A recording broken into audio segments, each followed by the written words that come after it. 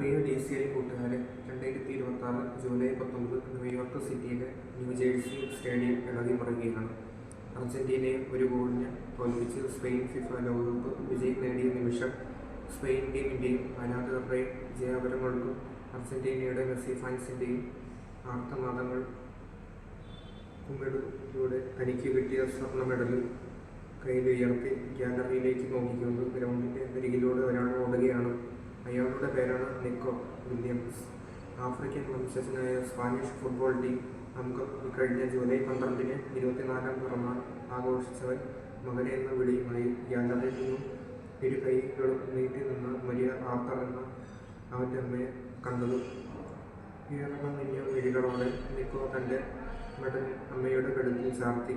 ചുറ്റും പൊതിഞ്ഞ ചാനലുകളോടവൻ പറഞ്ഞു, കളിക്കളത്തിൽ എനിക്ക് വളരെ വേഗം ഓടാൻ കഴിയും, എന്നാൽ എനിക്ക് എൻ്റെ അമ്മയോട് വേഗത്തിൽ ഓടാനാകില്ല.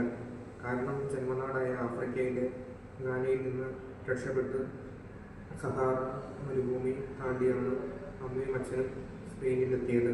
അതിനാൽ എൻ്റെ അമ്മയ്ക്കാണ് ഈ മെഡലിനേക്കാളും അർഹത. പ്രിയ കൂട്ടുകാരെ, ലോകം കോരിത്തരിച്ചു നിന്ന അനുപമ നിമിഷമാണിത്. നിക്കോ പറഞ്ഞത് സത്യമാണ്.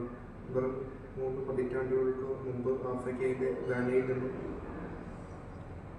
അഭയാർത്ഥികളായി സഹാറ മരുഭൂമി കാൽനടയായി നടന്ന് സ്പെയിനിലെത്തിയ ഫെലിക്സ് വില്യംസിൻ്റെയും മരിയ ആർത്തറിൻ്റെയും മക്കളാണ് സ്പെയിൻ നാഷണൽ ഫുട്ബോൾ ടീം അംഗങ്ങളായ ഇനാക്കി വില്യംസും നിക്കോ വില്യംസും. നിക്കോയുടെ കഥ കേട്ടപ്പോൾ ഗാനയിൽ നിന്ന് സഹാറ മരുഭൂമി വഴി സ്പെയിനിലെത്താനുള്ള ദൂരം ഗൂഗിൾ മാപ്പിലൂടെ കണ്ടെത്താൻ ശ്രമിച്ചു നോക്കി. 5700 മുതൽ 6000 കിലോമീറ്റർ ദൂരമാണ് ആ മാതാപിതാക്കൾ നടന്നത്. കാൽനടയായി നടന്നാൽ ഏകദേശം 130 മുതൽ 150 ദിവസം നിർത്താതെ നടക്കണം. ഈ ദൂരം പൂർത്തിയാവാൻ ഒരുപക്ഷെ അവർ ഗാനയിൽ നിന്ന് അൽജീരിയയിലൂടെ സഹാറ കടന്നു ഓറാനിൽ നിന്ന് കൽപ്പ കയറി അലിക്കാൻ്റെ തീരത്തിറങ്ങി ആഗോസ്റ്റിലൂടെ സ്പെയിനിലെത്തിയിട്ടുണ്ടാകും. അല്ലെങ്കിൽ വെസ്റ്റ് സഹാറ വഴി കടന്ന് മൊറോക്കോ കടന്ന് ജിബ്രാൾട്ടർ കടന്ന് ഇതിലൂടെ സ്പെയിനിലെത്തിയിട്ടുണ്ടാകും. കൂട്ടുകാരെ, നിങ്ങൾക്ക് ഇതിലേക്ക് നിങ്ങളുടെ മാതാപിതാക്കൾ കടന്നു തീർത്ത നിലകൾ എത്രയെന്ന് എത്ര പേർക്കറിയാം. എൻ്റെ മാതാപിതാക്കളും നിങ്ങളുടെ മാതാപിതാക്കളും ജീവിതത്തിൽ നിരവധി സഹാറ മരുഭൂമി യാത്രകൾ നടത്തിയിട്ടുള്ളവരാണ്. തീർച്ചയാൽ ആഫ്രിക്കയിലെ സഹാറ മരുഭൂമിയിൽ 10 ഡിഗ്രിയാണ് ചൂട്. ചുട്ടുപൊള്ളുന്ന മണൽപ്പരിപ്പിലൂടെ കൊടിയ വിശപ്പും ദാഹവും സഹിച്ച് എത്തിച്ചേരുന്ന കാനൽനാട്ടിൽ തേനും പാലും ഒഴുകിയെന്ന് ഓരോ കിതപ്പിലും പ്രാർത്ഥിച്ച് വിയർത്തൊലിച്ച് നടന്നത് നിക്കോയുടെ മാതാപിതാക്കൾ മാത്രമല്ല, അമ്മയുടെയും മാതാപിതാക്കളാണ്.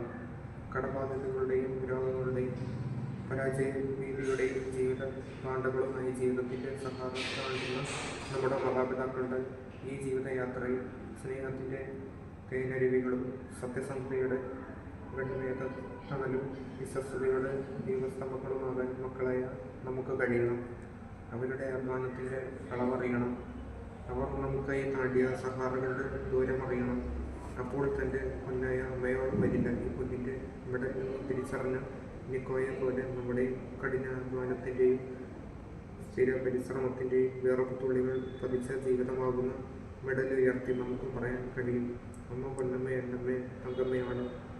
തനിത്തങ്കം കൊണ്ട് എൻ്റെ ഹൃദയത്തിൽ പ്രതിഷ്ഠിച്ച എൻ്റെ തങ്കമ്മ സ്നേഹാശംസകളോടെ സ്വന്തം കൊച്ചേട്ടൻ.